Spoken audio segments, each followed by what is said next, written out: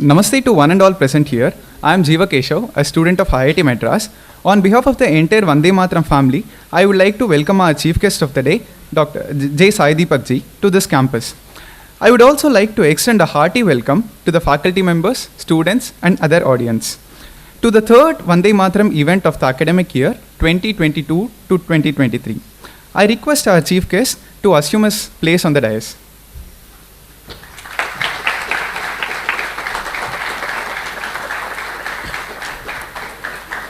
Yes. Today being the birth anniversary of Pasumpun Muthuramalinga Devar, Vande Mataram team would like to pay our tributes to this honorable freedom fighter, patriarch of the Devar community and social reformer.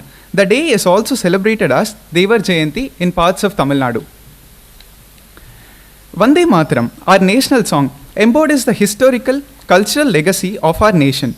Our national song has inherent nature which facilitates every Bharatiya to visualize and bow down in reverence to the divine maternal imagery, Bharat Mata, and inspires everyone to perform their national duty.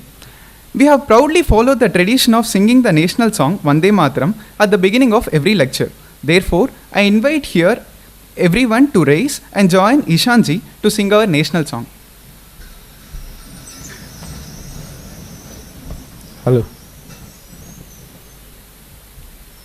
Vande Mataram, Vande Mataram, Sujalam Sufalam, Malayaj Shitalam, Sasya Shamala Mataram, Vande Mataram, Shubhranjyotsna Pulakitayamini, Pullakasumita Drumadara Shobhini, Suhasini, Sumadhura Bhashini, Sukhadam Varadam Mataram, Vande Mataram,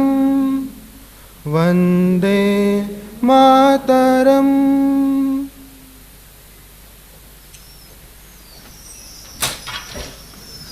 Thank you, Ishanji. The Vande Mataram Forum at IIT Madras aspires to take initiatives that introduce and sensitize the student community about Bharat's rich cultural, economical, socio-political, scientific, and technological heritage, its ramifications today, and the thoughts about the roadmap ahead. The shloka from Ramayana, Janani Janma Bhumishcha Swargadapi Gariyasi, which means the mother and motherland are superior to heaven, is the philosophy that has kept us going ahead for the last 8 years in this institute and strengthened our national consciousness. It gives me immense pleasure to welcome once again our guest speaker, J Sai Deepak ji, at this event. We still flourish in the memory of his last talk titled Ushering the Indic Resonance, which is one of the most viewed talks on our YouTube channel. I request Professor Vijay Lakshmi ji to welcome our chief guest by presenting him with a fruit basket.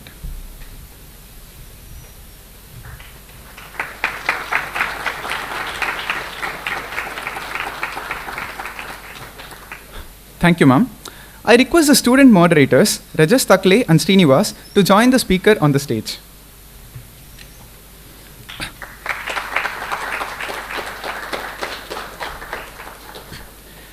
J Sai Deepak is an engineer-turned-litigator practicing at an arguing counsel before the High Court of Delhi and the Supreme Court of India. He graduated with a bachelor's degree in mechanical engineering from Anna University in 2006 and a bachelor's degree in law from IIT Kharagpur in 2009. Civil commercial litigation, constitutional law, and competition law are his primary areas of practice. He has been involved in numerous important cases, including those involving the Sabarimala Ayyappa Temple, Sri Padmanabhaswamy Temple, the Basmati Geographical Indications, and the Indian Penal Code's martial rape execution. He received the Young Alumni Achievers Award from his home institution, IIT Kharagpur, in 2019. In addition to giving lectures on constitutional matters, he produces plenty of material for prestigious newspapers and periodicals. He has also authored the book's title, India that is Bharat, Coloniality, Civilization and Constitution, and India, Bharat and Pakistan, the constitutional journey of sandwich civilization. India that is Bharat, the first book of a comprehensive trilogy, explores the influence of European colonial consciousness, in particular its religious and racial roots on Bharat. The successive book, India, Bharat and Pakistan, takes the discussion forward from its best-selling predecessor, India that is Bharat. It explores the combined influence of European and Middle Eastern colonialities on Bharat as the successor state to the Indic civilization and the origins of the Indian constitution. To this end, the book traces the thought continuum of Middle Eastern coloniality from the rise of Islamic revivalism in 1740s following the decline of the Mughal Empire, which precedes the idea of Pakistan, until the end of the Khilafat movement in 1924, which cemented the road to Pakistan. The book also describes the collaboration of convenience that was forged between the proponents of Middle Eastern coloniality and the British colonial establishment to the detriment of the Indic civilization. One of the objectives of this book is to help the reader draw parallels between the challenges faced by the Indic civilization in the tumultuous period between 1740 and 1924 and the present day. Its larger goal remains the same as that of the first book, which is to enthuse Bharatiyas to undertake a critical decolonial study of Bharat's history, especially in the context of constitution, so that the religiosity towards the document is moderated by a sense of proportion, perspective and purpose. This will be a full-fledged interactive session with our moderators Rajas Takle and Srinivas, followed by a Q&A session. I request the audience to reserve their questions for the Q&A session. Without taking much time, we will begin the interactive session to hear from our guest speaker, J Sai Deepak ji.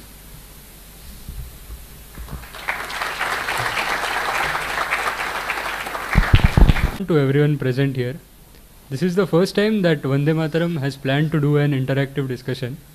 The plan to do this format of the event was decided around the first week of October, and it was possible to implement it effectively by reading this wonderful book as a group. That way, we were exposed to different opinions on the same subject, which later translated into the questions that we, the Vande Mataram team, have planned to ask J Sai Deepak, our guest for today's event. You would agree with Rajas's statement that it was indeed a very interactive group discussion that we had while reading this book.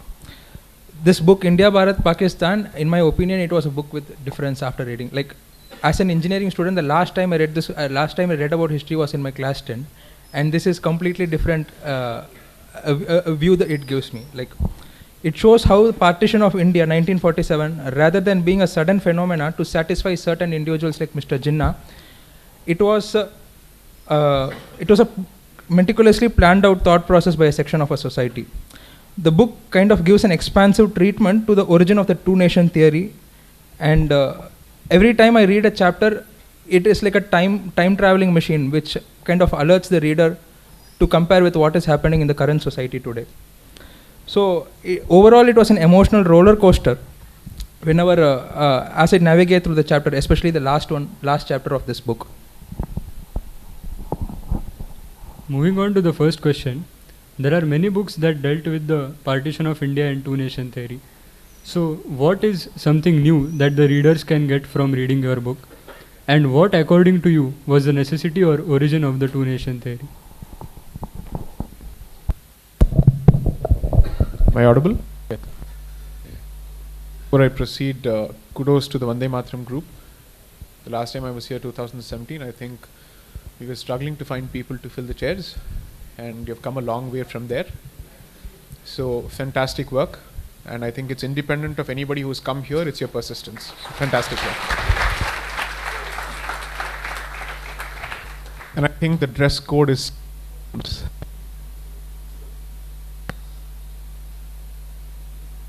conspiracy.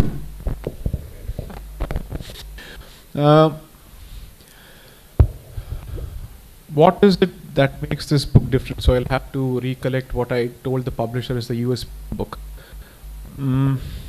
See, you'll find multiple books which touch upon the different verticals of this book.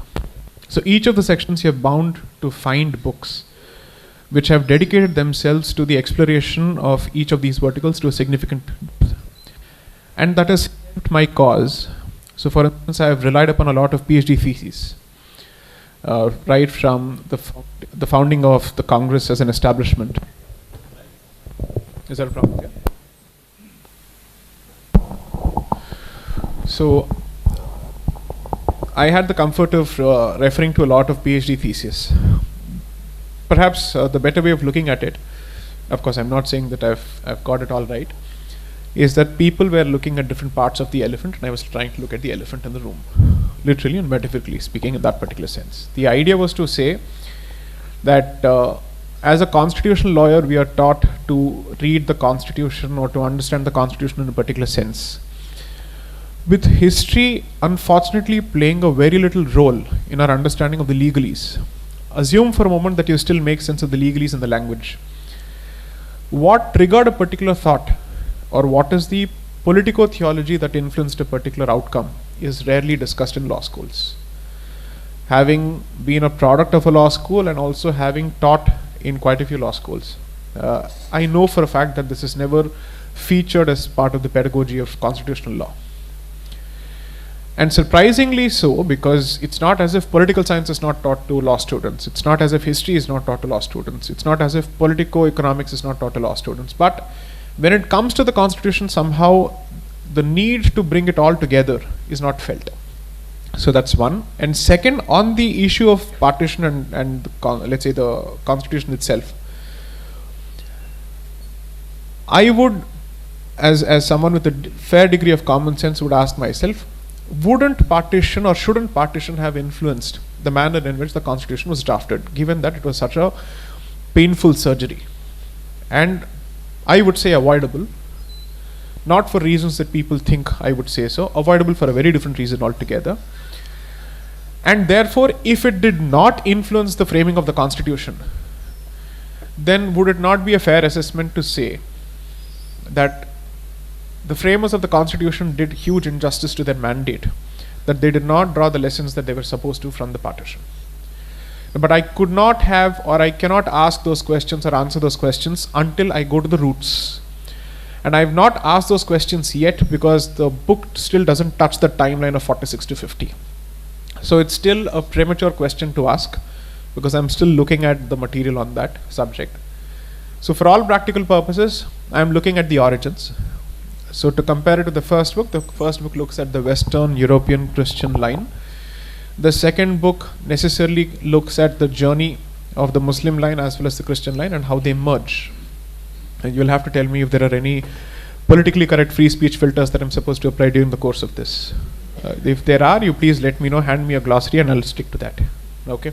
Otherwise, I will go the way I usually do. And considering that humanities have been introduced as part of IITs, I assume that free speech must be expanded. You can't limit yourself, right? You can't limit yourself only to the engineer's comfort zone. As a product of that first guinea pig experiment of the law school set up in 2006, I am in some position to say what exactly was the intent behind the introduction of the humanities. It's just that I turned out to be the counterproductive effect of that intention. Okay. So therefore, according to me, the entire goal has been to look at it largely from the perspective of facts. The two books in this regard that I have certainly referred to significantly, apart from several others, is of course Dr. Ambedkar's Pakistan and the Partition of India. But according to me, the better researched book was or is Venkat Dhulipala's Creating a New Medina. The difference is his book starts from 1937, and therefore it almost assumes that two-nation theory was a reality by 1937, and how it was given effect to by 1946 is what he's looking at. But the religious underpinnings, the ethno-religious underpinnings, its direct connection to the fall of the Mughal Empire is something that he does not touch upon.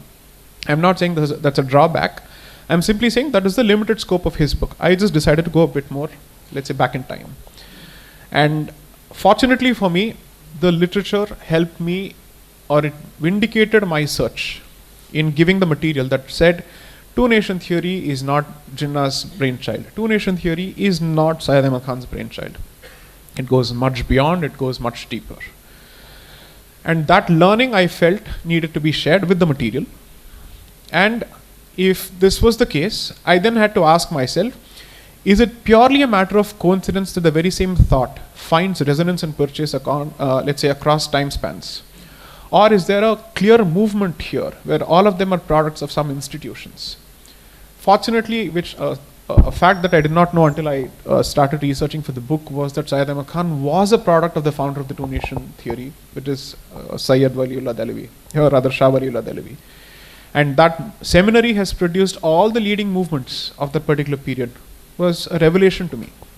There's a chance that people were aware before. So obviously there are certain books that have spoken on that. But how that directly ties into the factum of partition needed a better treatment. So in that sense, I'd say I've been less a student of law and more a student of history in the writing of this book. I've been a greater student of political science in the writing of the first book. Hopefully, I'll have to combine political science and constitution and history in the third book better. The last book will of course be the final nail in the coffin, which is the book on the constitution itself, the fourth book. That is more or less the lay of the land for the now transformed tetralogy, no more a trilogy. Yeah.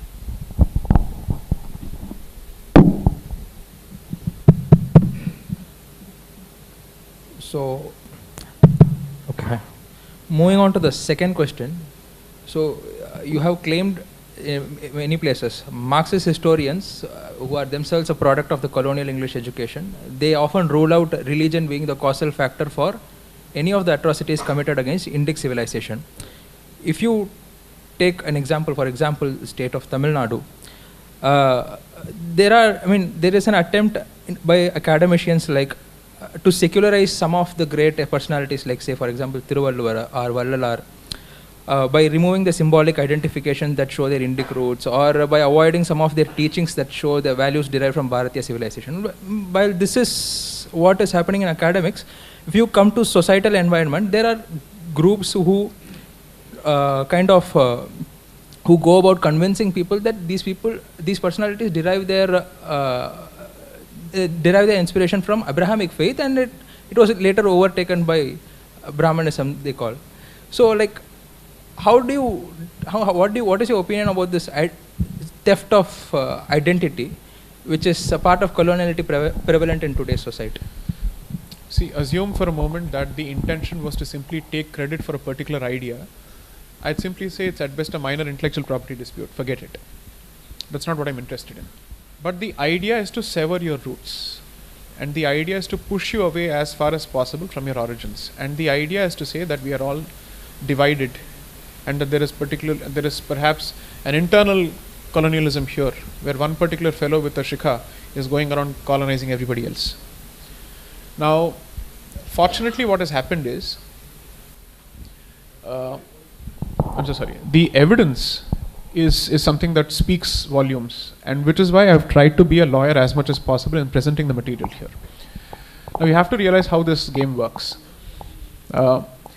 If any other faith system is involved, do not trace the problem to that particular faith system. Make sure that economics attains importance.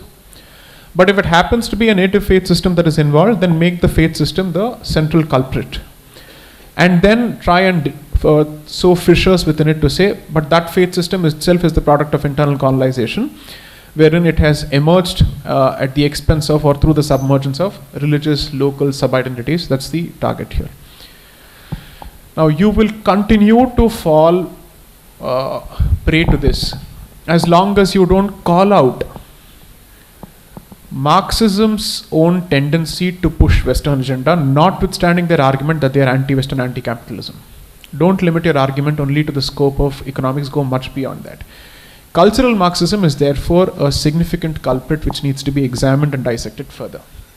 There is enough literature that's emerging across the world on this particular subject, but independent of what's happened everywhere else, I would want to see what has happened in the Indian experience. I have hinted at the comfortable relationship that Marxism enjoys with both colonizing tendencies in Bharat, and never seems to speak for the underdog here. Its claim is that it speaks for the underdog, but it has never spoken for the underdog as far as Bharat is concerned. It constantly seems to speak for the flag bearers and the torch bearers of foreign colonizers. That tells you that there is something fundamentally problematic about it. Now that is merely a superficial assessment. It's not an evidence-based assessment yet. And therefore, I'm revealing the scope of the third book. The third book would effectively have 4 streams. The pre-existing Christian stream, the newly introduced Muslim stream. The third is the cancerous stream called Marxism and communism. I will trace its origins. And of course, the Hindu Sangathan movement that starts from the early 1900s. Now, how do each of these forces fight with each other between 1925 to 1946 is a crucial period. Because, okay, let me throw a couple of bombshells here. RSS was founded in 1925, right? Then you have the communist movement emerging around the same period. You have the Sangathan movement starting from the early 1900s. And then you had the Khilafat movement and its successor organizations and movements continuing. What are they doing? How did they fight? Hindu Mahasabha was founded around the same period. I think Banaras Hindu University was set up in 1916. What do all of these movements translate to? That I will look at with an evidence-based approach in the third book. But going by existing evidence, even if you call it anecdotal, this much is clear that Marxists are not exactly the friends of Hindus. I don't think I need to prove that point further. Because Hinduism becomes the convenient target when it is the object of examination. And Hinduism suddenly vanishes from history when you have to prove that there is a pre-indigenous faith system before Hinduism. So I think the timelines are screwed up completely in this regard. Someday we'll have to ask them, okay, give us the timeline. When is Hinduism culprit? When it is not the culprit? When did it exist? When it did not exist? You can't pick and choose like this. It's almost as if they have gone to a 5-star hotel eating a buffet. They don't want to present the complete picture. In this regard, obviously, so it's a battle not just on facts. It's also a battle for space for scholarship on alternative viewpoints. So one of the things that I've tried to show in the first book is that there is a very clear attempt to pixelate the scholarship on this particular subject, which disagrees with the Marxist scholarship. And therefore, if there is a voice of dissent here, the voice of dissent in this academic discourse is the non-left voice. And therefore, we must be heard. So perhaps what I'm trying to also point to is the politics of academic discourse. If the facts exist and the evidence exists, why is it never allowed to come to the fore? Why don't you ever give the reader an opportunity to make sense of those facts on their own? Allow me to present the dots. Whether the dots ultimately connect and link to emerge with a picture which I want it to, or is it closer to the picture that you're projecting? Let's leave it to the readers. But at the very least, the material must come out. So one of the criticisms that I've received, and a very valid one, and perhaps a well-intentioned one as far as the second book is, that I speak less and the material speaks more. My interventions as the author have been far and few in between. That's a very cautious, conscious, strategic call that I took. Because already the subject is sensitive. And then I'm sure there would be any number of people waiting to find faults with it and all that. But I said, I'm not going to give you at least an opportunity to catch me on the wrong foot as far as facts are concerned. There the lawyer will do his job. All the material with footnotes, about 1478 endnotes have been presented in the form of a proper technical paper presentation. Ab aap khate baithiye, let's see what happens. And the only thing that you can do now is to say, no, but it is a multidimensional thing. Okay, bring out the other dimensions. And now you explain to the audience, if it's a multidimensional thing, why is this particular dimension always missing in your projection? Why do you never present these dimensions? I will always be okay with the argument that any discussion on history is a multivariable equation. But somehow this particular variable is always missing in the calculus that you present before the public. And therefore, I will complete the picture, let the public decide.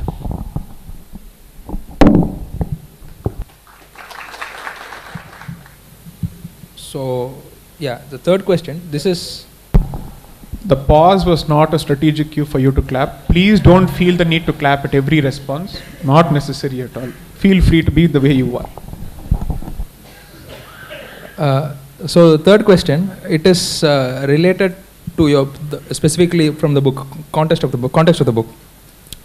So in the third chapter, you argue that this stratification of Muslim along the lines of Arab and non-Arab, it has nothing to do with Hinduism infecting the Islam as it is alleged repeatedly, but in fact inherent to the Islamic faith and the worldview. This is what is being claimed in the book.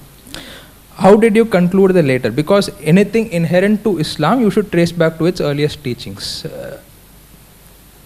You have given examples of the divisions existed that existed in the society, but I don't find a supporting material over there. Okay. So here is where, so what you're referring to is the reference to the existence of 80 different castes in the Muslim community as part of the census that was undertaken in Bengal around 1872, that period, and then 1882, so on and so forth. So here you must connect it to the initial section of the book that deals with Dehlavi.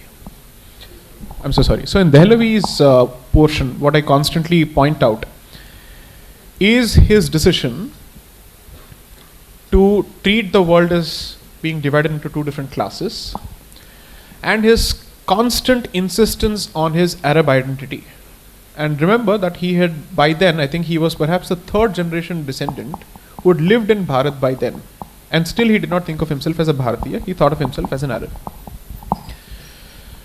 Now, coupled with that, I am also trying to show that it is, there is a fundamental problem in the framing of your question, so let me explain how this works. Assume that there are X number of, let's say, castes or communities based on professions in this country. The Arab Muslim mentality effectively works on the basis that if I were to marry the top order of a particular society, and if it's my blood which fuses with the other person's blood, I will then decide their position in my community based on who they are in their communities. Now, assuming that it is an egalitarian mindset and an egalitarian society, my position in my community should make no difference the moment I have converted to your faith, whether forcibly or peacefully. Second, the notion of an Ashraf or an Ajlaf or an Arzal should not have existed. Now, if that segregation existed prior to their interaction with the Bharatiya civilization, then that means my prior existence as a caste has made no difference to that stratification. If that state of affairs and that distinction has existed before, then there is no reason that I will attribute that stratification to their community, let's say their interaction with Hindus. What is the proof that caste system of Hinduism infected Islam? That proof would be when Ajlaf, Arzal and Ashraf came for the first time into existence only after its contact with the Hindu civilization, which is not the case. They have applied this uniformly across the world in their interactions with the after the conquest of Persians. This is the logic. The language would differ. I've given this example perhaps in my first discussion here in 2017. I told you the origins of the word Mawala, Mawali. It comes from the origins of the conquest of Persia by Arab Muslims. So that means in every society that you go and you conquer, you then create a second class citizenry as a category, and you then identify how is that possible. After conversion, there should be no concept of a class, there should be no concept of a caste, there should be no class system at all. But if it exists, in one of his popular debates, Christopher Hitchens actually confronted a diasporic Iranian to say, is it possible for a non-Arab to become the supreme leader of Iran? Or a non-Ashraf? She said no. Why should one particular ethnicity occupy the top order if according to you ethnicity, caste and class don't make a difference to your faith system? That argument has never been asked. So I am willing to concede that the existence of the caste system even before, let's say, the Jati Varna system, if not the caste system, prior to the Muslims, certainly, let's say, it's a reality. I am not blaming it on them. But its continuity after someone's conversion to Islam cannot be attributed to Hinduism. So that you will also have to discuss along with what I've said on the myth called the Ganga Jamni Tehzeeb and what it actually translates to. And fortunately, I'll be supported in this particular regard by Dr. Ambedkar, but I'll leave the discussion for later. Please. Moving on to the next question. You mentioned in your first book that the negative connotation attached to Brahmins was the impact of the Protestant movement in the European society. does this mean that there was no Jati and birth-based discrimination in India before the British or colonizers came? You have also mentioned that the colonizers' racial approach had an after effect on our understanding of caste and the way it has been portrayed. In this light, what difference should we bring to our understanding of caste? The concept of caste did not exist. The concept of Varna and Jati certainly existed. Caste has a very specific, let's say, connotation. Jati and Varna are unnecessarily and without basis conflated with caste. Citing scholarly literature, especially Nicholas Dirks, I have pointed out that the word caste comes from casta, which is Portuguese. And why Portuguese? Because they were the first, among the first colonizers, not the British. And therefore the role played by the missionaries, which is both the Portuguese as well as the French, in recording or let's say creating an ethnography of Bharat, and how that ultimately becomes useful to the British establishment in creating divide, is something that I've presented. Now let's answer the straight question that you've put. Does the existence of Jati and Varna prior to the entry of the colonizer not point to discrimination? I would clearly make the statement that it translates to stratification, it does not translate to discrimination. Stratification is not the same as discrimination. Nobody has been able to conclusively prove that the concept of untouchability has existed in 5,000 years or 7,000 years. They don't have any evidence to show that.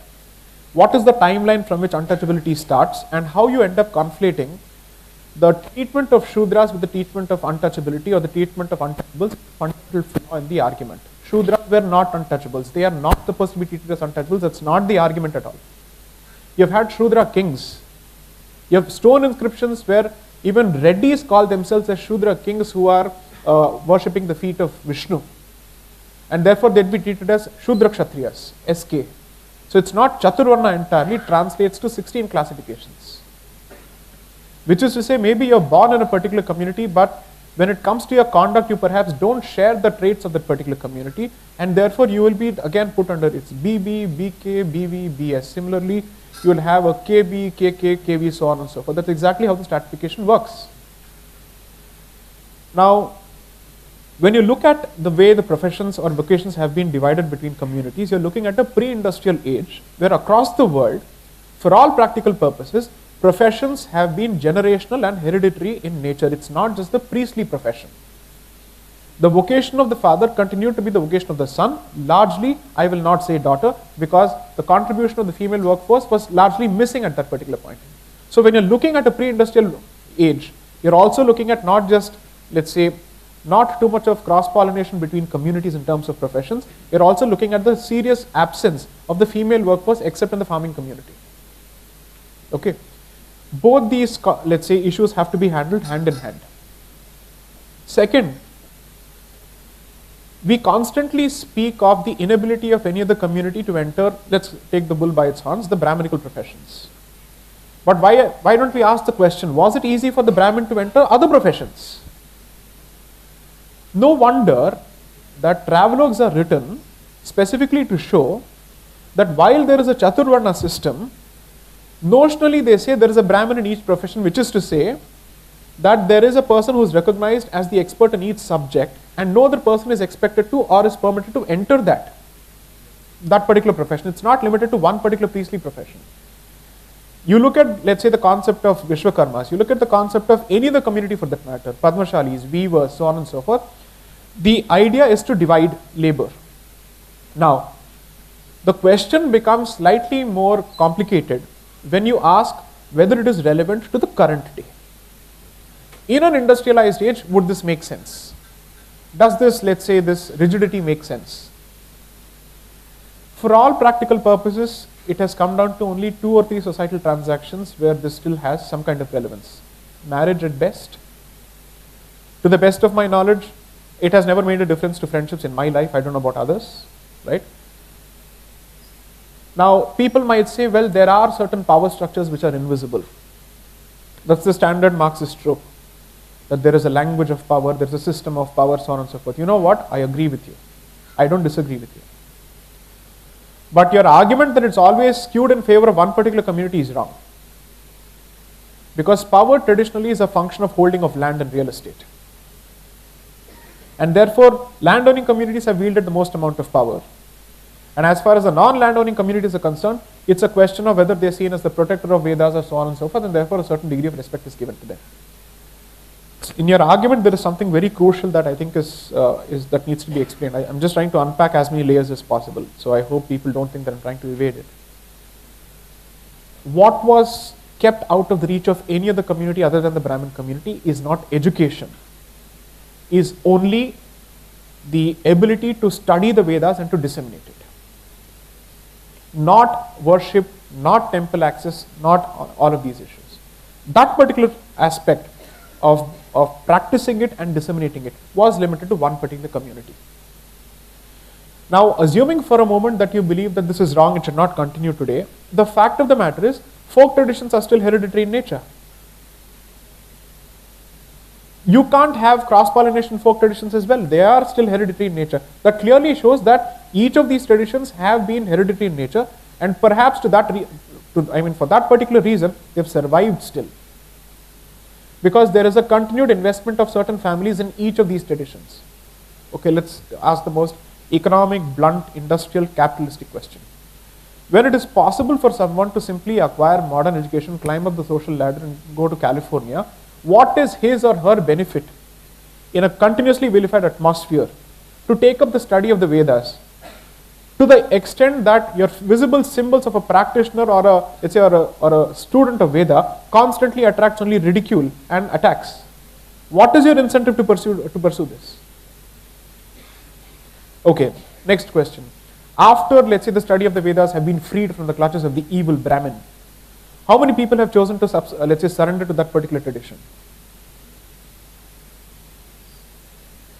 Most importantly, the caste discourse in this country needs a diversity and plurality. And there have always been a plurality of voices which have tried to argue against discrimination staying within the Hindu fold as opposed to seeking to destroy it. Unfortunately, those voices don't find place in textbooks. Where people have said, we are not fighting for the abolition of caste or the annihilation of caste, we are fighting for equal treatment and equal respect despite staying within our caste fold. Now, those arguments don't find any representation at all, because those arguments are inconvenient arguments because they show Hindu unity. They show the urge to remain in this particular fold. They don't show the urge to destroy this particular fabric. Now, obviously, you can't present it. Why would a Marxist present it? He is not related to me. He has no love lost for Hinduism. He is not going to present it. So, I think the job that people like me have taken upon ourselves is you have been showing only one side of the coin, and that too it's a heavily fabricated and distorted version of the coin, which you have sat and created in a few universities. Let's bring the evidence to the public record first.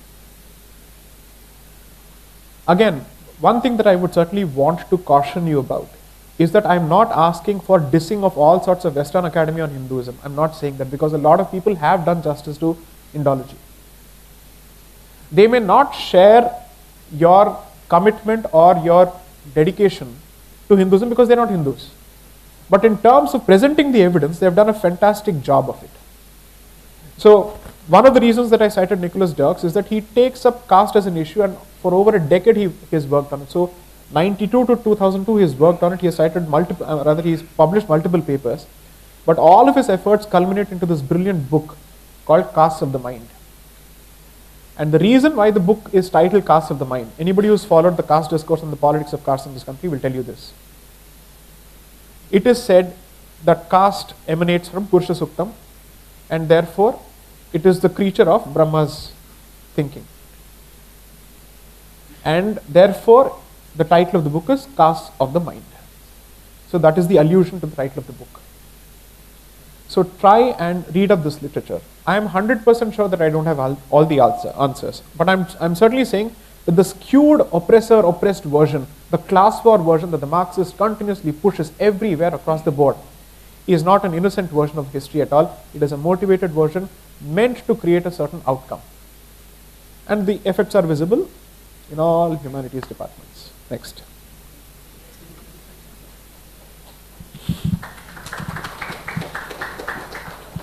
Dhanyavad ji, you mention in your second book that during the First World War, Bharat turned out to be Germany's greatest disappointment, since instead of an uprising, the country saw Congress pledge its wholehearted and unswerving support to the British. A resolution was passed in the Imperial Legislative Council on 8 September 1914, wherein they pledged unwavering loyalty to the King Emperor and also offered to share the heavy financial burden of the war.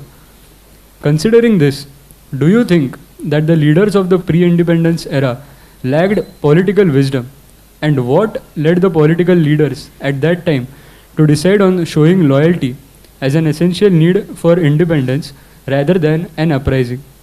Because it seems that the unwavering loyalty and sharing of the financial burden of the war may have led to the British delaying independence of India, as they saw India as a place from where they can get both good army and finances. I don't think they were offering their services to the empire hoping for independence, because until then the discussion of independence was not even on the table. Until 1924, which is where the second book ends, their fight is for equal treatment at par with Australia, New Zealand and Canada as proud colonies of the empire. They were not asking for independence one bit. Nowhere. The ones who were asking for independence were branded extremists and nationalists. And nationalist was being used as a cuss word even then. And they were being told that they must be committed to mental asylums for hoping to achieve independence. This was the language of all the leading stalwarts of the Congress. Shri M.K. Gandhi's political mentor used the word lunatic for people who were asking for Purna Swaraj. This was his language for Lala Lajpat Rai, Bipin Chandra Pal, Bal Gangadhar Tilak and Shri Aurobindo Ghosh. These were people who were called the extremists within the Congress. So the divide was between moderates and extremists and the nationalists versus liberals. That was the language used. The liberals wanted to be part of the empire. The nationalists wanted to be free of the empire. Go figure. This is the origin of liberalism in this country. And it continues to be so, because it continues to serve the interests of New York Times and Washington Post. So my point is that I'd be very, very careful and wary of using freedom movement and independence movement for that particular period. And I'd be careful about who is it being used in the context of. The better part of the Congress was not batting for independence. This is not a political rhetoric. This is there, and I have reproduced all their annual proceedings. Vande Mataram was converted to Vande Mata Pitarau. The Pitarau there was the British flag. And people were going about circulating these pamphlets. Amma, Appa. That's the language that they were using. And they were proudly saying this. The first conclave of, Indian National Congress was not a party. It was a political platform where all like-minded people would meet. The party under the umbrella of which they met was the Indian Political Union, IPU. So when they met, how did they meet? Why is it that A.O. Hume has a role to play in this? Why is the British man taking an interest in this? What reports did he have access to in terms of intelligence reports that he decided that I need to create a safety valve because we are looking at a situation that is equal to or worse than the 1857 mutiny? The best part is, the literature that I've relied on this particular subject, on this particular phase, is both left and right in that particular sense. R.C. Majumdar and S.R. Mehrotra, who's a communist historian, both of them are saying the same thing. And until the 1960s, or even mid-1950s, communists and the Congress had a love-hate relationship. How did they get so cozy? You'll have to read it further. I'll explain that subsequently later. But the point is, the origin of liberalism in this country was pro-colonial in nature. Now, what you make of it, I leave it to you.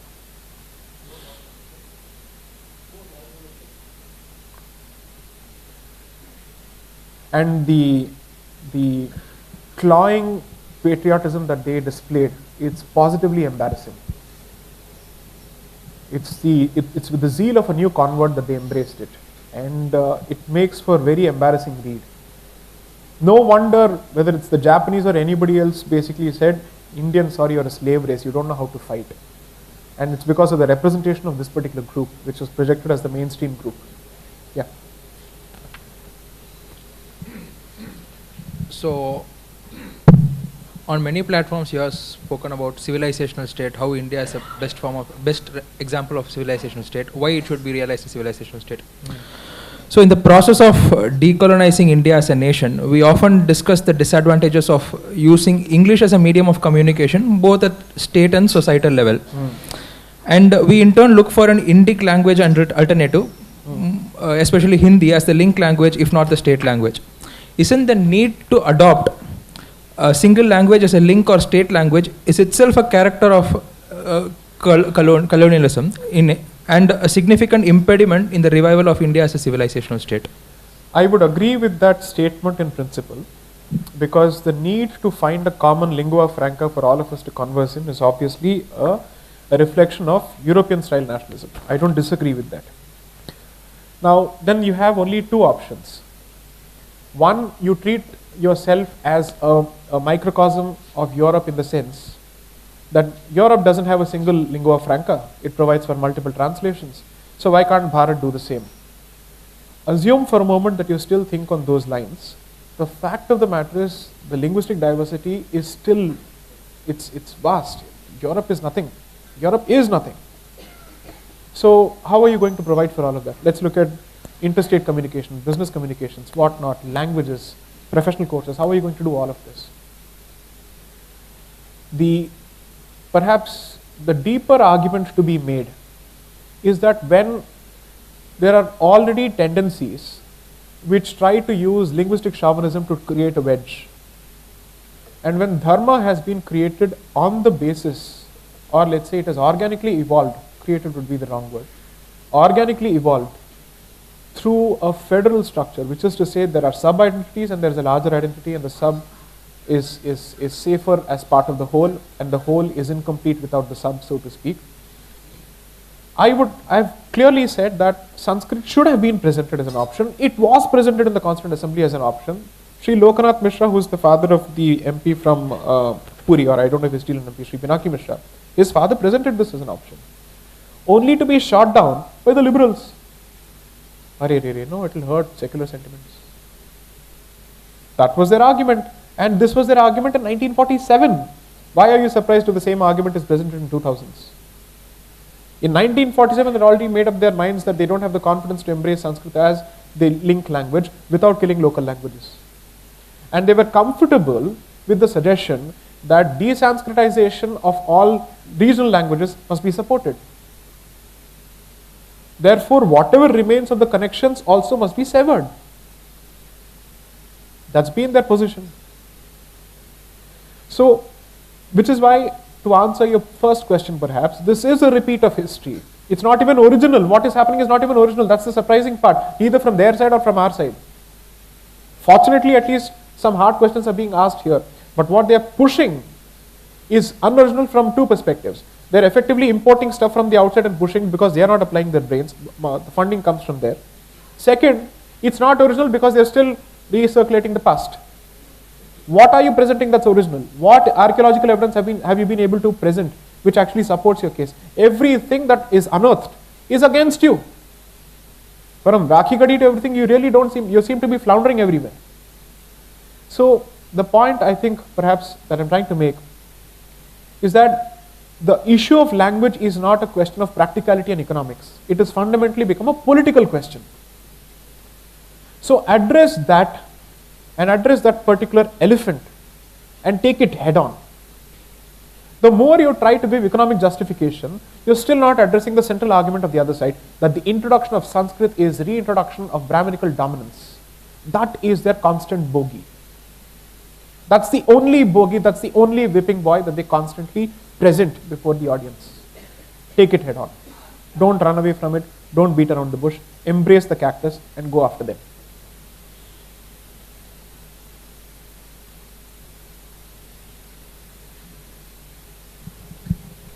But like in the history, if you see, was there a link language? I said, like, people, it was still a civilization as a whole, Bharatiya civilization, but still people in different parts of the land were speaking different languages. I mean, how did then the trade happen? It still, they did not have any link language, right? Correct. We somehow managed to have trade with Rome, but we somehow didn't know how to do trade with Kashmiris and ODIs. What are we saying? Come on. We sent ambassadors to Rome. We had embassies in the Roman Empire from all parts of the country. But somehow we were not talking to each other. Why?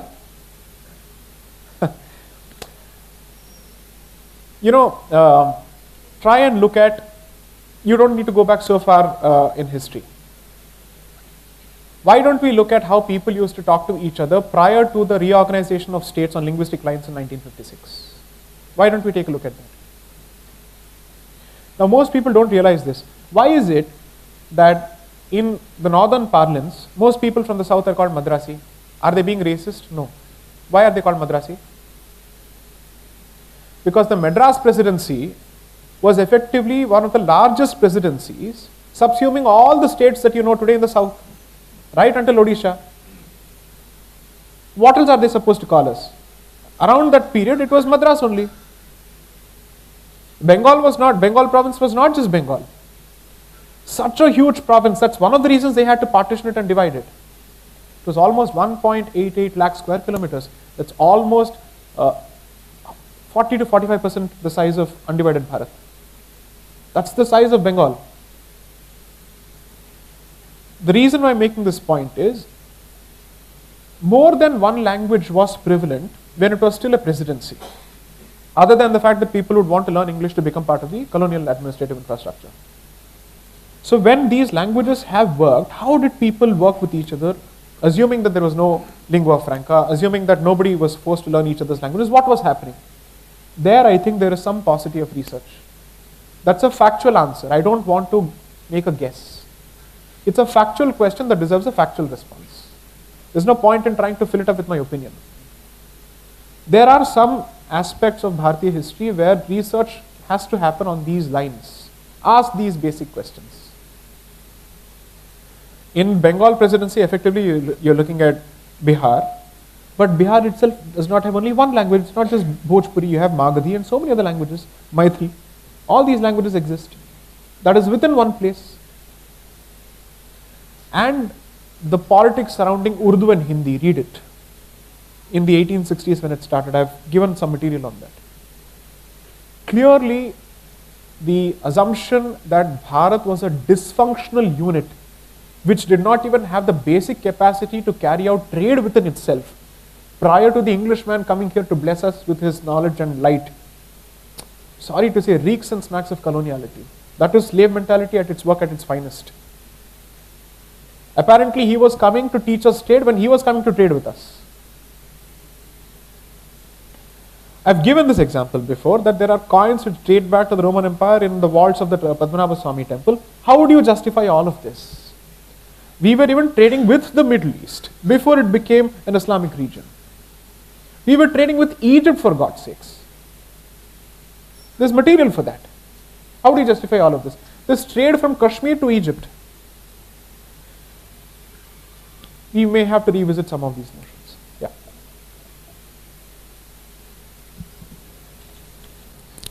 In several states of our country, there is a clear psychological dichotomy in society with respect to the choices made at individual level and as a society as a whole. Right. For example, if you take the state of Tamil Nadu, while majority of the individuals in the society follow their social customs with fervor, as a society they are able to favor that spectrum that is committed to breaking these customs on the grounds of modernity and rationality. Right.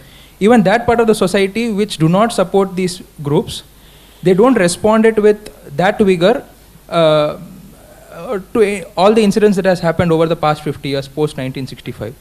Has the society forgotten its Kshatra Dharma, especially in the land which has produced stalwarts like Muthuramalingam sir, Subramanya Bharatiyar, Vanchinathan Iyer, to fight against these separatist forces?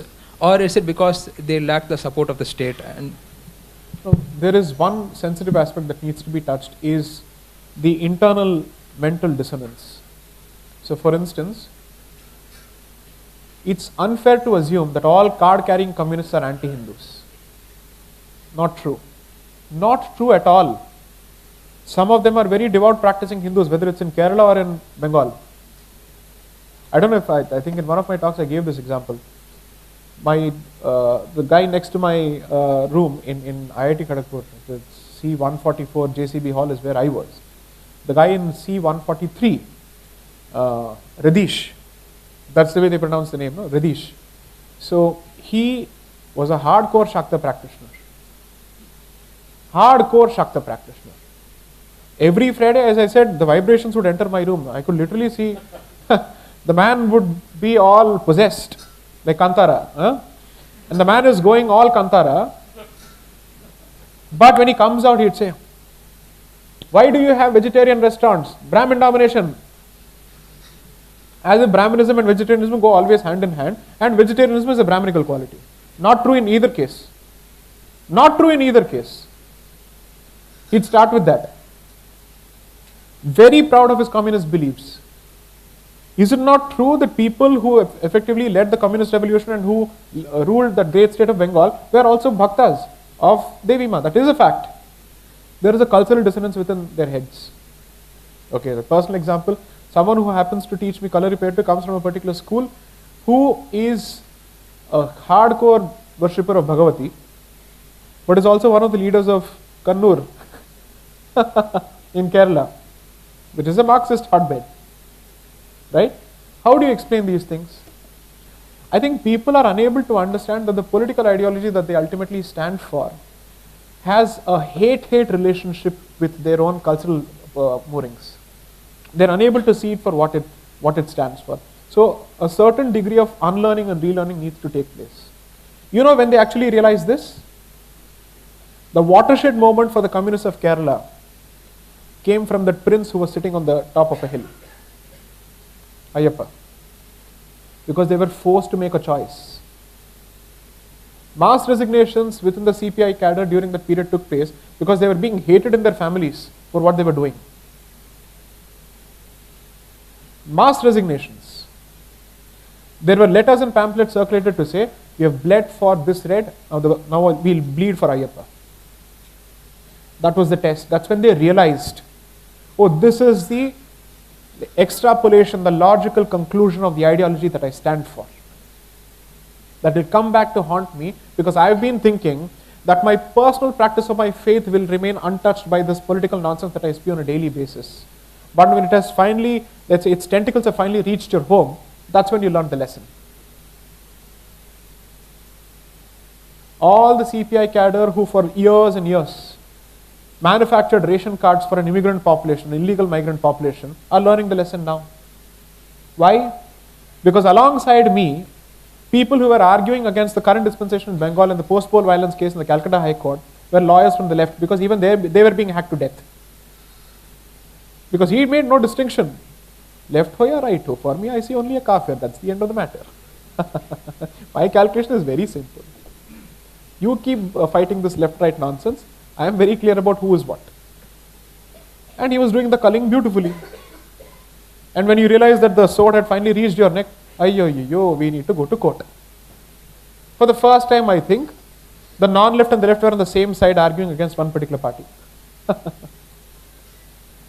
This is the reality of that problem. It's not about Kshatra. Kshatra comes later. First thing is awareness. As I said in the morning discussion, awareness, diagnosis, and prognosis of prescription. These are the 3 steps. We are still abysmally at awareness. We still don't understand the extent of the problem that has us in its clutches. Are you telling me that everybody who subscribes to the Dravidian ideology is fundamentally an atheist? No, not true. Do these people stop going to temples? Are they going to impose their social justice policies when it comes to getting pujas done at their home? Will they not have choices? Let us see. Their track record speaks for itself. Unfortunately, we have compartmentalized our personal practice of our faiths and our political positions at the collective level, which affect our personal practice of our faith. Tamil Nadu is not an atheist state, and it is certainly not an anti-Hindu state at the societal level. If anything, with time it's become even more religious in that particular sense.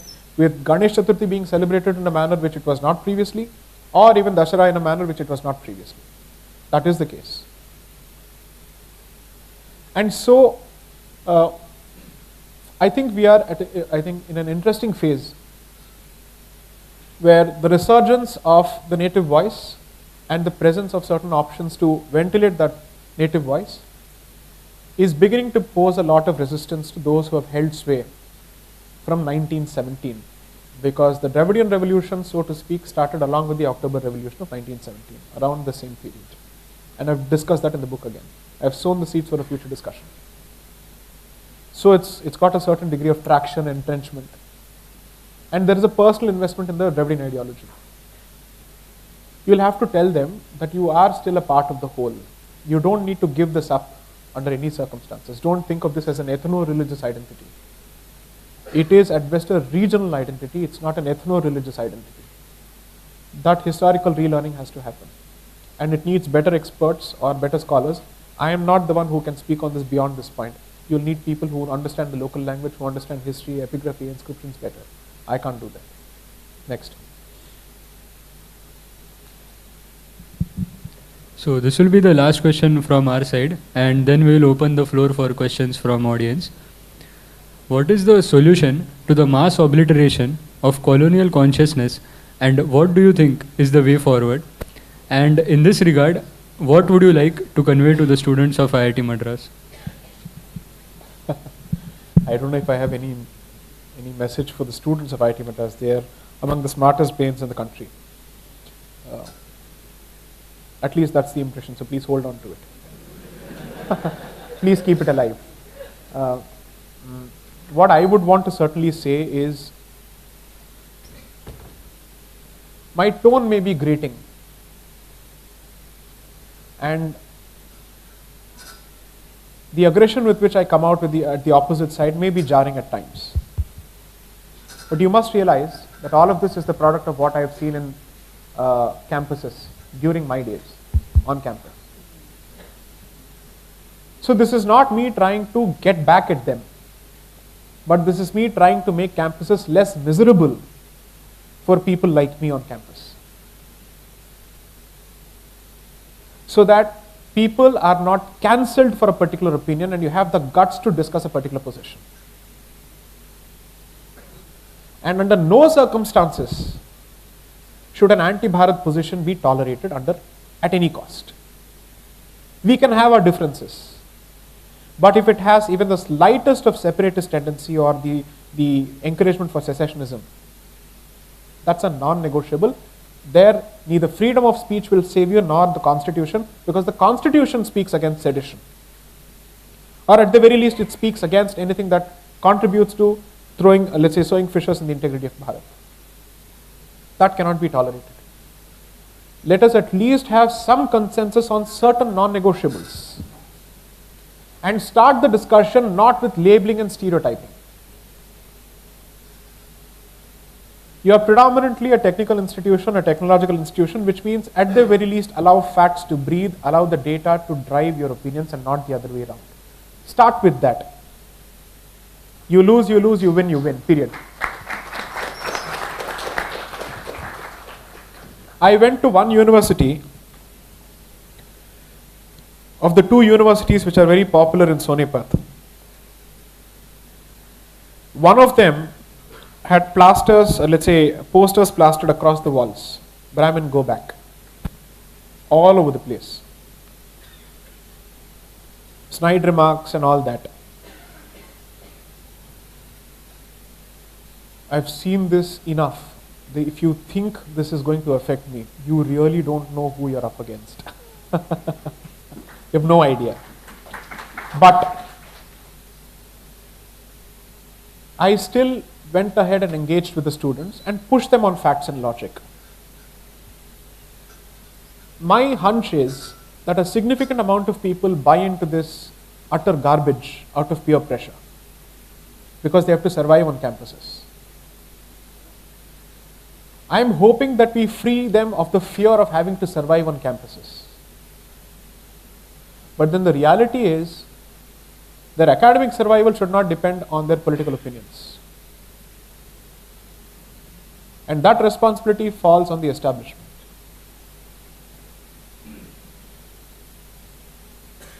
Show your commitment to free speech by allowing plurality of thoughts and by having the ability to confront a particular position on merits in public. I'd rather have an open public debate with someone who comes from a diametrically opposite camp than shut him up by saying, you are an anti-Indian. I'm not going to start with that. I will hope that it is established by the time I'm done with the debate, through facts and evidence. I would want to prove that, but I will not start with the labeling. I will start by pushing you, needling you, and troubling you with facts. And then, at some stage, your anger is bound to come out. At some stage, you're bound to lose your balance and temper. Out comes the beast. Thank you, my case is done. That's it. Mr. Rovesi has had a taste of that. So it will happen. Next. Anything else?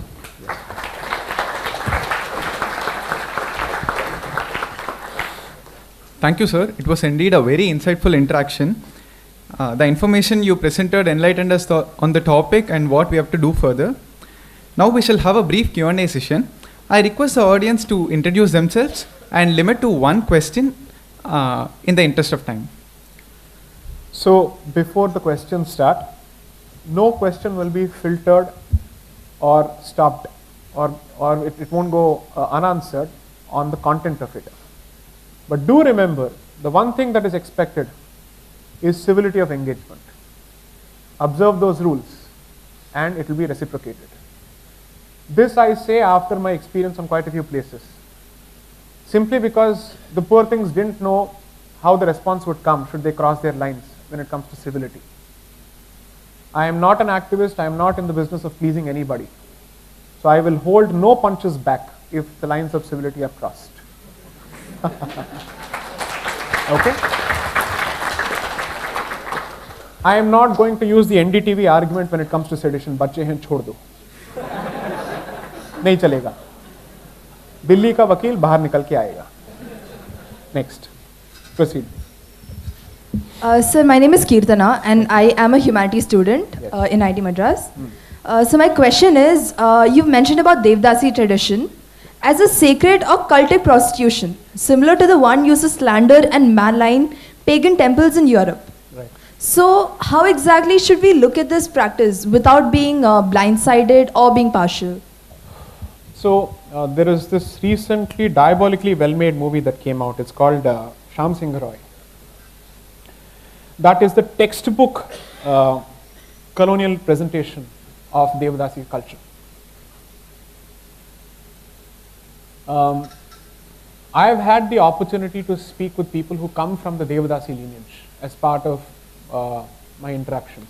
The good fortune of what has happened to me since 2016 is that my scope of engagement has become wider. I'm able to meet a lot of people. I have the opportunity to learn from a lot of people. And therefore, that constantly gives me ammunition whenever I need to talk. So, they've been very clear that it is a particular practice which they were not pushed into. So much so that they have a grievance that Bharatanatyam has been taken away from them. That is perhaps a grievance that needs to be addressed. I won't get into who did what in terms of organizations or individuals. I leave it to better informed people to comment on those specifics. But the injustice that has happened to them is not that they were pushed into or they became Devdasis, but they were not being given credit for the arts that they ultimately were responsible for keeping up. Okay? Certain Chennai-based institutions should have been in their hands. Let's leave it at that. Okay? 3, I am asking myself, how is it that the template of the evangelist doesn't change whether it's Greece, Rome or Bharat? He seems to be employing the same script. He seems to be employing the very same script. And the reason that you're not able to look at it or understand it is because your vision is limited to Bharat and therefore you don't have a compare and contrast exercise to perform. He's been doing this across the place. That's why in the first book what I have done is that along with each chapter I have shown certain photos which are actually historic in nature to see how the very first colonized civilization is the European civilization that suffered at the hands of the early Christians. And I'm saying, who are you to come and call us defeated? You have lost everything. Your culture doesn't exist. Whatever you think is your culture was created in a parliament in perhaps 3 centuries before or 3 centuries after whoever was called Christ. So with all that, you really don't have the moral authority or even, let's say, the standing to come and comment on this particular civilization which has held on to its roots, good, bad and ugly, let's say everywhere, and that is the case. So my limited answer to that is, I am not in a position to comment on the independent merits and demerits of the Devadasi culture. I am being very honest about that. I cannot claim to have knowledge on that particular specific subject. But this much I am clear about, that its distorted representation has a very clear white crucified hand in it. Okay? And that is something that I am happy to debate on, because the material on that is clear. Because the material on the merits and demerits of that particular culture goes before their entry. I am not an expert on that, but the consequences of their entry are clear to see. Next.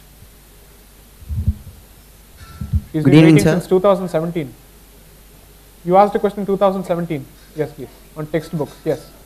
Good evening, sir. I am P. Kaushik Raja Yes. from Humanities Department. Yes. My question is, caste system in earlier was seen as a factor that divides people on the basis of the work they do. Then the type of people who does a particular work is a part of it, which ultimately means that each type of work or job or labor is just a modern system of caste without the identity as a caste. So basically, if an individual wants to find his or her own identity, then he or she has to filter out certain factors that has been set up by the so-called system, the society. If one wants to identify who or she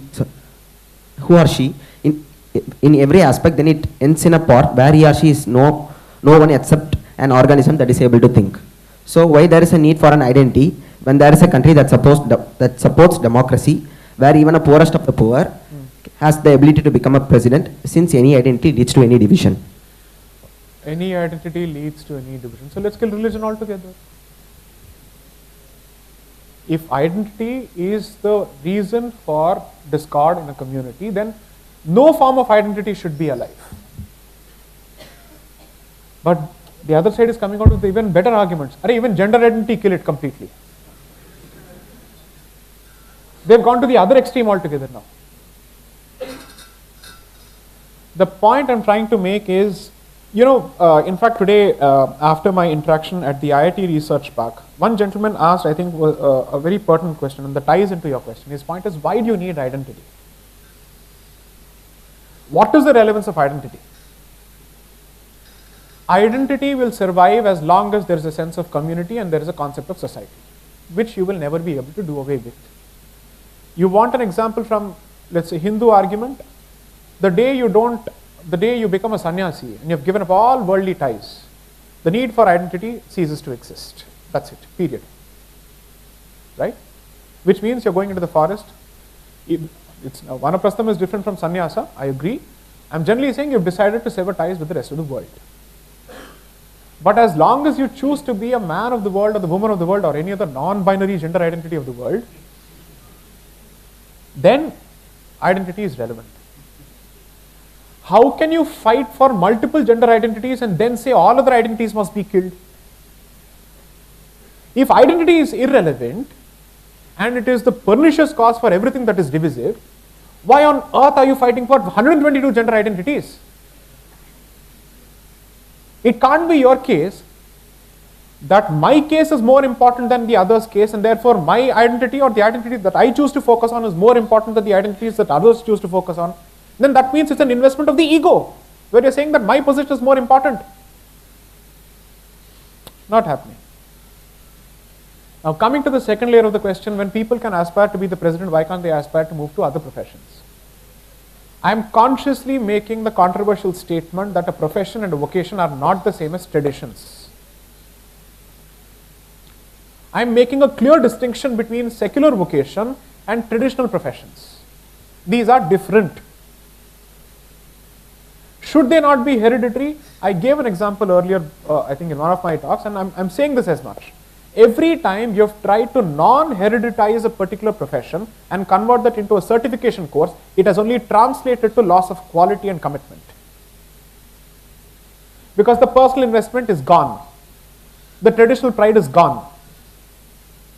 There are two very good examples that I have come across in terms of at least anecdotal evidence, based on people who know better. Some people may be aware of the fact that I have worked with the former DGP of the idol wing, Sri Padmanabhaswamy, when it comes to idol theft cases. In the sense, when he needed to be defended against the rest of the police department, who were gunning him for identifying the crooks within the department, who were hand in glove with the smugglers of idols. And he basically said, in my experience, having handled so many cases, the theft of idols is more where there are non-hereditary archakas than hereditary archakas. That's across the board.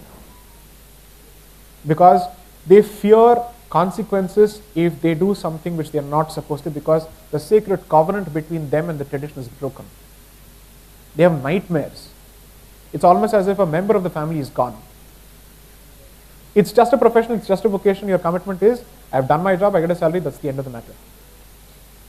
That's the same even with respect to the Sapati certification course. You don't understand that it's an entire way of life. It's not just a profession. It's like this. What we have chosen to do is that you have chosen to reduce a tradition to a skill set, which it is not.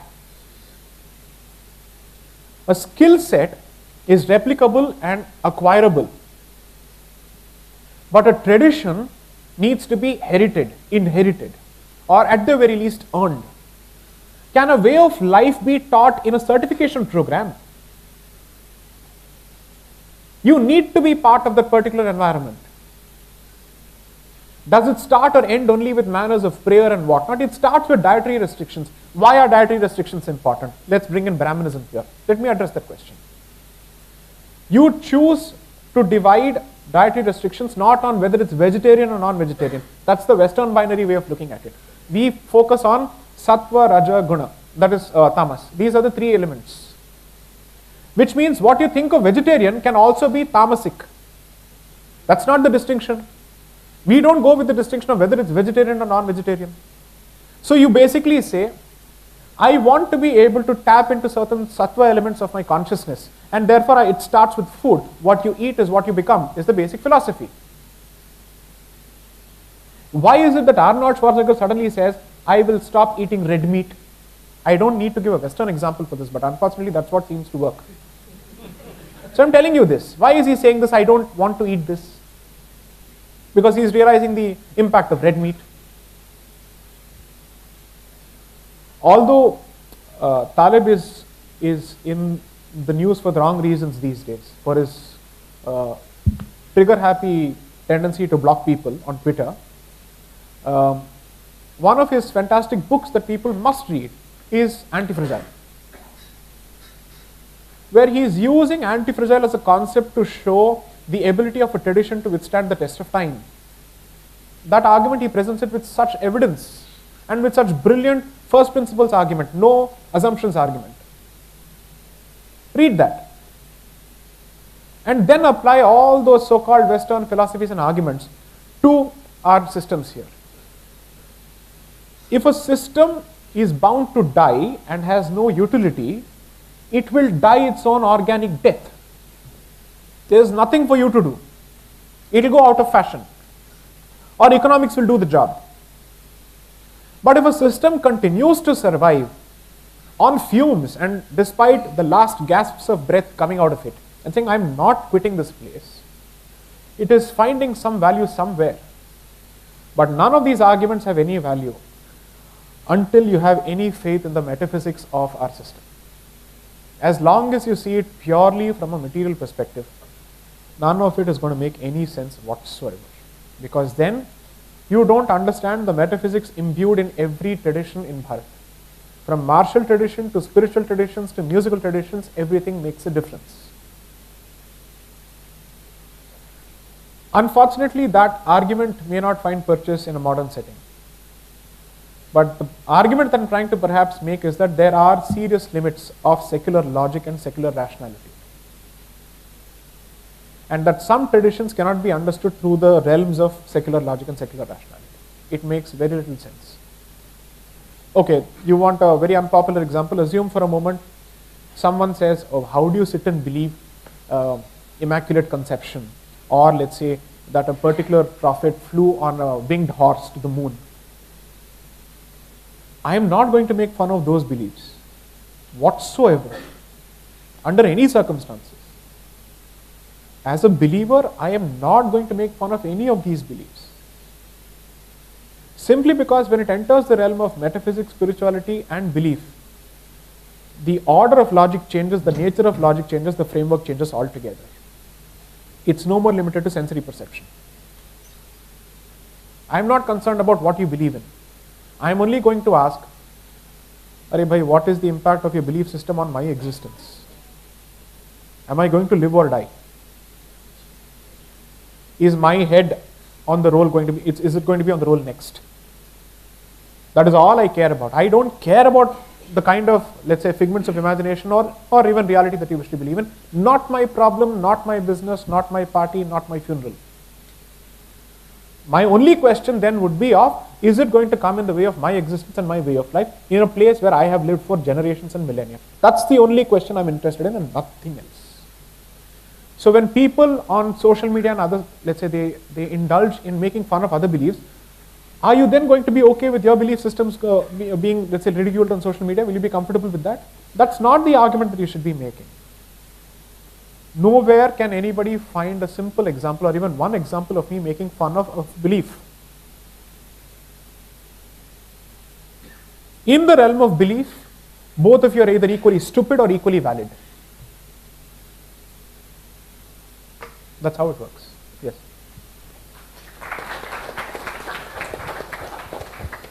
Namaste, sir. Thank you for writing this wonderful book. Thank you. I'm going through my re-education. It's not easy. And Is the language better than the first book?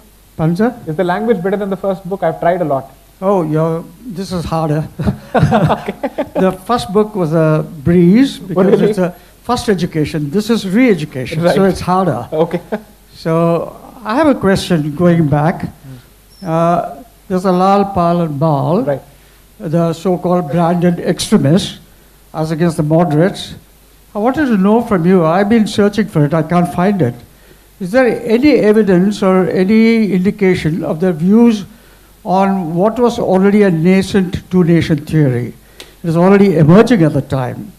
There's always this difference between the moderates and the extremists, so-called extremists, that whether you want Purna Swaraj or Dominion status. Dominion status, yeah. I wanted to know from you, I can't find it in your book as I'm coursing through it. What was their view? Did they want this country to stay together, or were they accepting a split, or they wanted a split? Now, which section of the book have you reached so far? Pardon? Which section of the second book have you reached so far? Because I have specifically spoken of articles by Lala Lajpat Rai on him making a case for Hindu nationalism very clearly, because he was alive to the growing threat of the two-nation theory.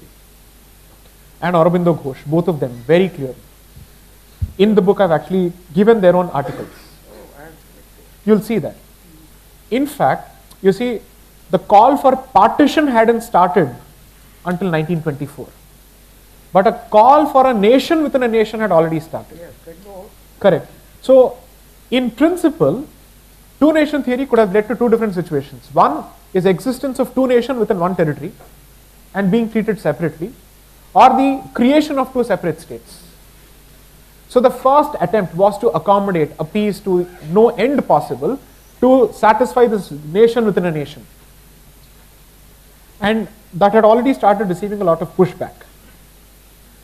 So much so, Lala Lajpat Rai is berating and castigating the moderates for saying, don't work on this mythical Hindu-Muslim unity, it's not going to work. You're actually feeding a monster. That is his language.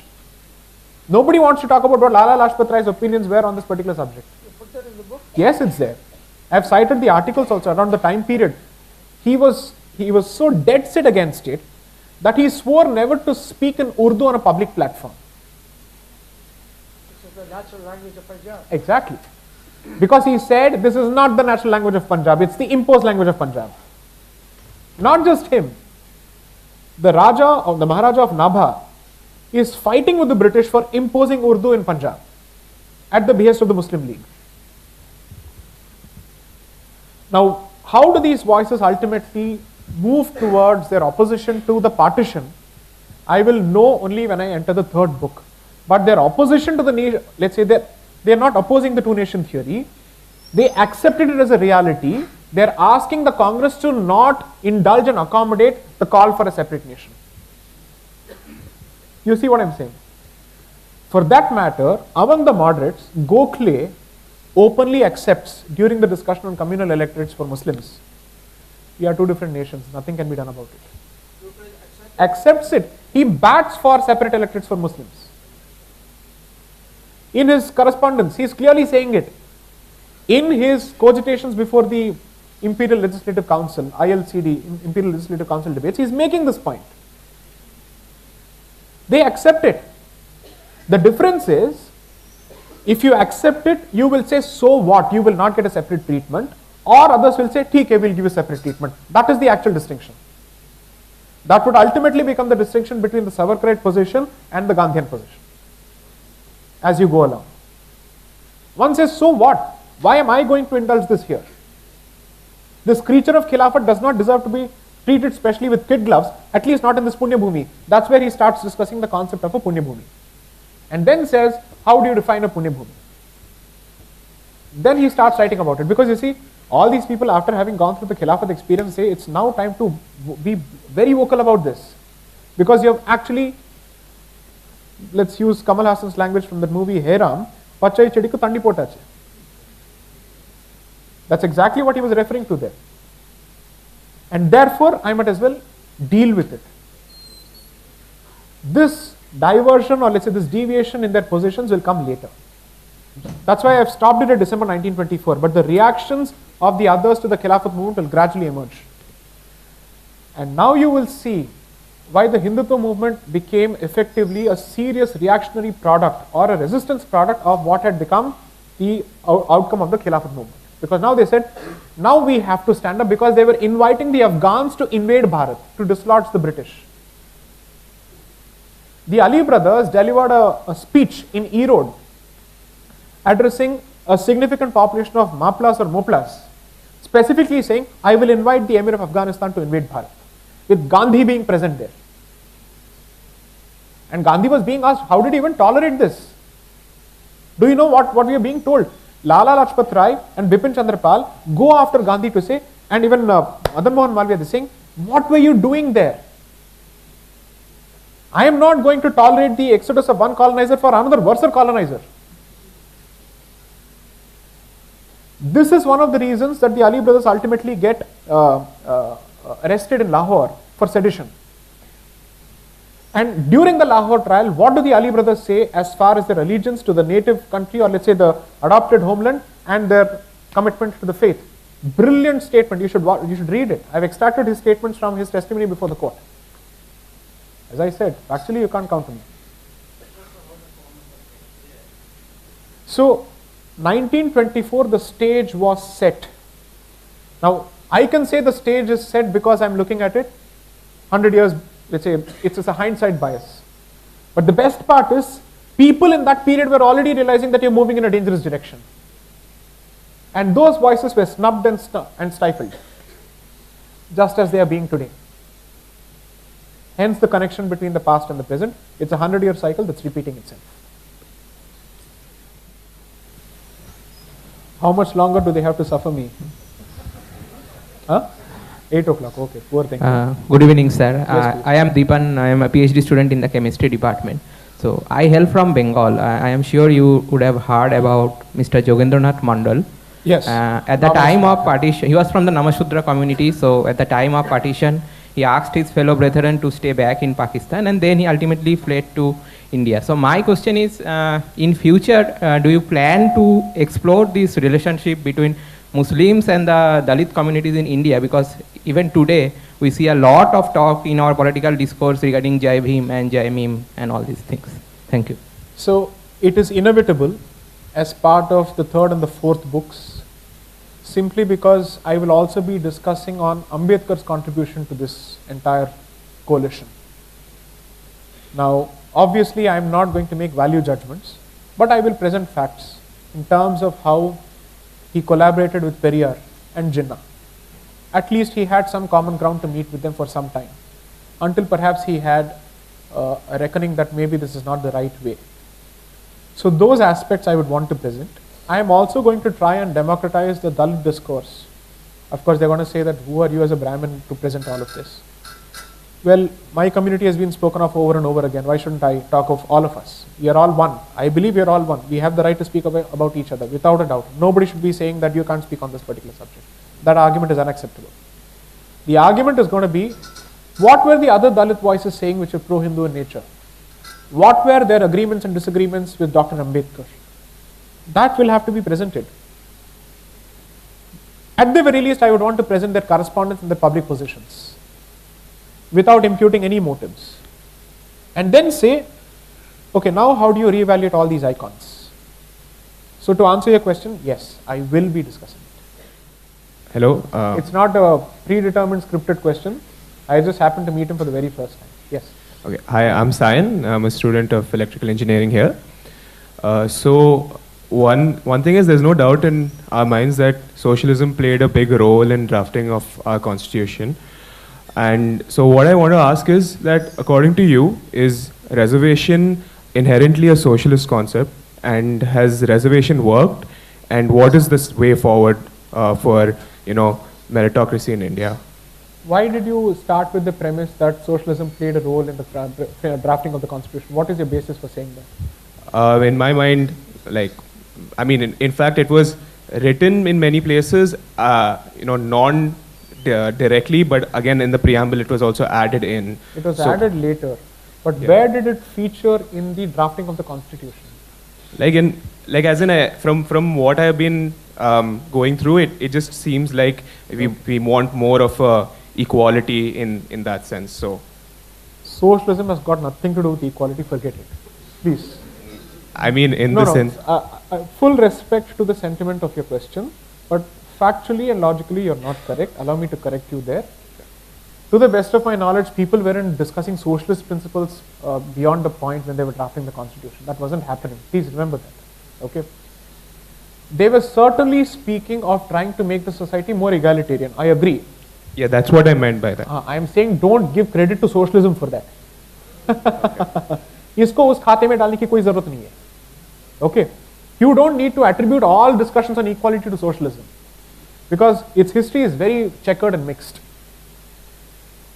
This is exactly what I am trying to counter and combat. Find indigenous reasons for these decisions in history, at least through facts. I'm not saying create, I'm not saying invent. But why is the mind naturally gravitating towards socialism the moment there is a discussion of equality? As if before that nobody thought of equality. That's one. Second, I'll come to the heart of your question, which is on reservations. I've taken a very calibrated position over the years thanks to greater reading, and I've taken the very clear position that at this point it has become a question of muscle and the number of people you're able to marshal to create trouble on the streets. Which is why it has required the Supreme Court to step into the picture and say, you cannot go about doling reservations without satisfying these basic criteria. At the very least, do some kind of baseline studies to verify social status, political representation, representation of the bureaucracy, and then come to the conclusion that they are truly disenfranchised. My problem is that people who were meant to be original beneficiaries of it are now having to share space with everyone who is even a landowning community, with significant amount of muscle at their disposal. And therefore you have pushed people into coming out with an EWS. To generalize it. If you are able to responsibly approach this issue, you can hope to have a saner conversation on the question of creamy layer, which is less volatile, which is less, let's say, fraught with rhetoric or caste-based slurs hurled at each other. So my hope, and the larger hope is, I've said this before, and I hope this doesn't communalize the discussion, but it has already become, so what. The point is, I've said that the temple ecosystem must perhaps step into the picture to try and address those communities which are meant to be the beneficiaries of the reservation and take charge of their education. Spend money there. Take away the need for a sense of entitlement and create a different mindset altogether. You will not be able to dislodge reservation as long as you have alternatives for it. The alternative for reservation can only be increase it to such an extent that it becomes meaningless. And let it be a revolving door. Is saal aapka, us saal mera, ye, like beggars actually distributing seats between themselves, do this. Keep doing it. But in the process, people who are supposed to get it, who are at the bottommost rung of the ladder, what happens to them? Surprisingly, all the so-called people who speak on their behalf and who are not from that particular community are the ones who are also fighting for OBC reservations. Now, who is being Brahminical? The ones who are not Brahmins and who are actually getting the reservations. How do you handle this discussion? Maybe at some stage, with the temple ecosystem stepping into the picture to take certain societal obligations upon itself, you will try and create a mentality of giving up what you have. To say, I have had it, I have benefited from it, I am done with it. Some examples and hopefully heartening examples are emerging from this state. Of all the places, this state with its 69% reservation, which is good. They have come out with that position. The most politically incorrect answer that I can give is that the emergence of Dalit Hindu voices will lead to greater movement for self-respect within the Hindu fold and gradually taper off the need for reservations and the feeling that they are marginalized. That needs to be addressed. So it's not purely an economics answer, it's not purely an employment-based answer. It has a clear societal relationship to it. I am not trying to say this is the solution. I am just being a leftist here saying it's a multivariable equation. Next. Is that it? Karthik. In the interest of time, we'll take one last question. No. Very small questions. First, so you've been mentioning about dwelling into the institutions, right, from 1914, how the various multi-faith institutions have evolved. So I just want to know, I don't want to break the secret here, but still, is the Indic faith winning in terms of institutional setup? One. Okay. So is the Indic system winning in terms of institutional fight, or is there monopolization happening there in terms of the institutions?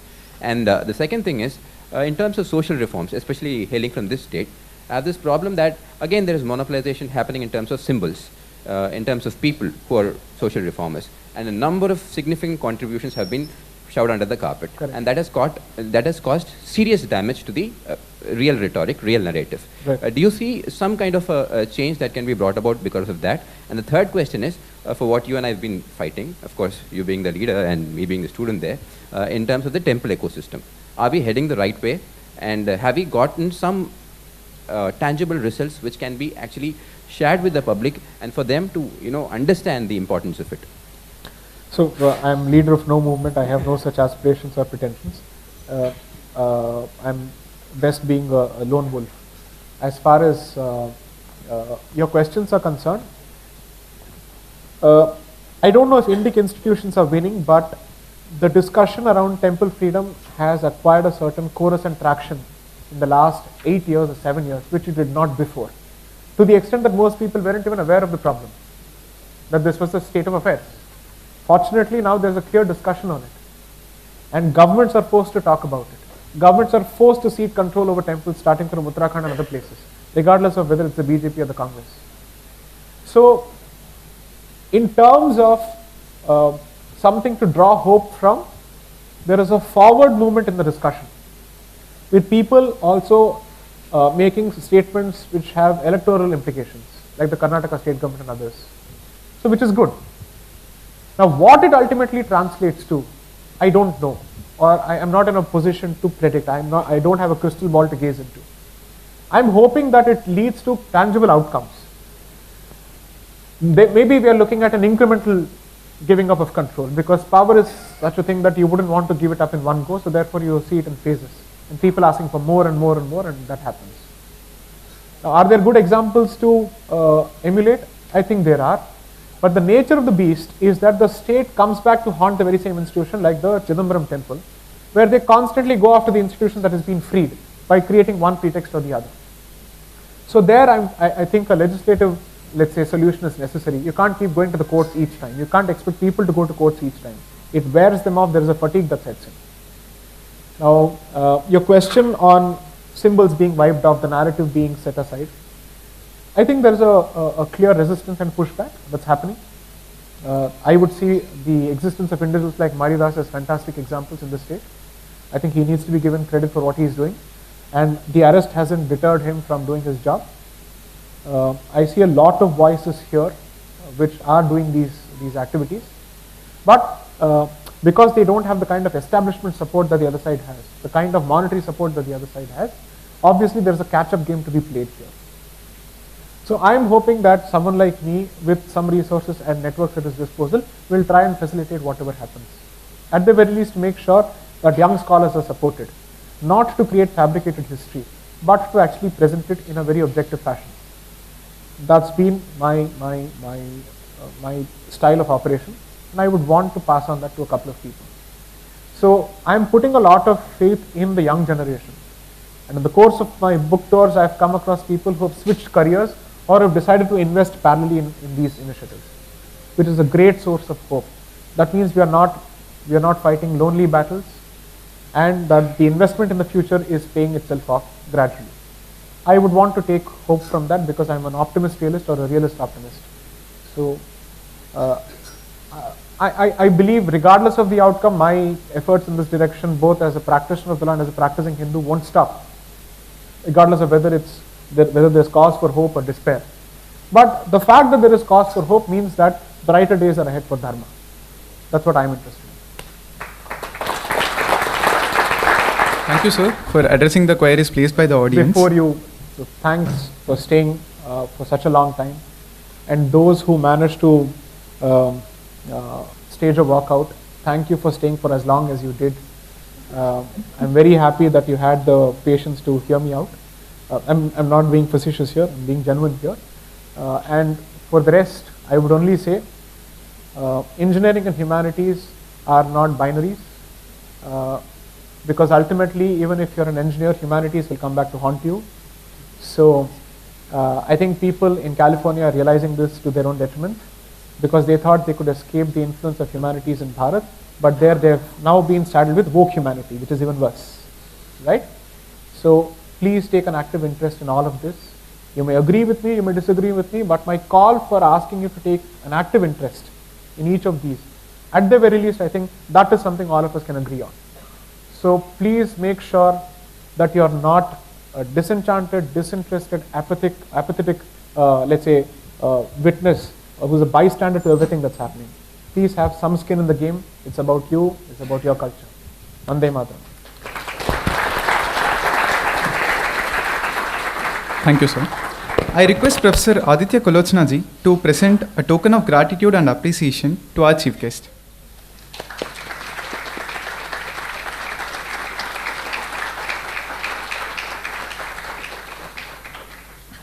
Thank you, sir. I would like to register my sincere thanks and gratitude to our chief guest for coming to our platform and addressing the audience about his books, India That Is Bharat and India, Bharat and Pakistan. I would like to thank the faculty members and students for joining us here. The books are available for sale at the front desk. You may get them signed as well by the author after the event. We hope to see you all at our next event soon. Those of you who are interested in volunteering and receiving regular updates regarding the further events, please write to us at vandemataram@smail.iitm.ac.in. We have come to the end of the program, but it won't be complete without singing our national anthem. I would request all of you to rise and join us in singing the national anthem.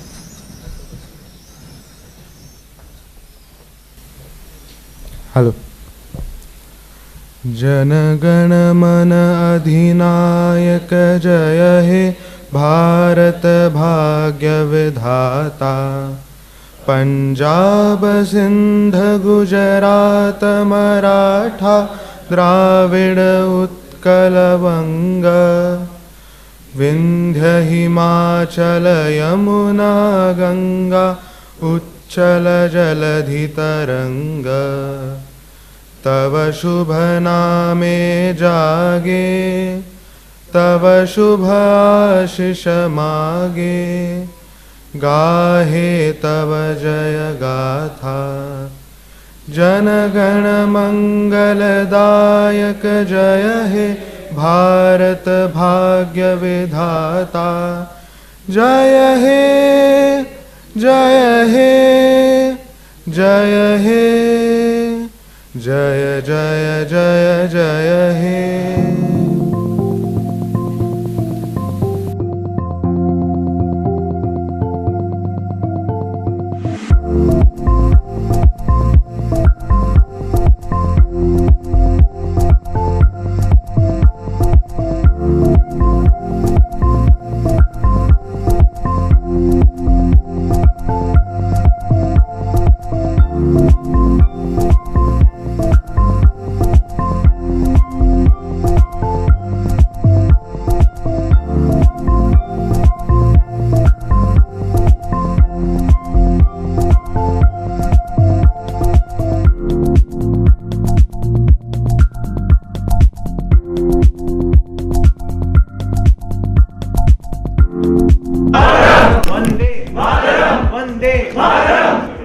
Jai Shri Ram! Jai Shri Ram!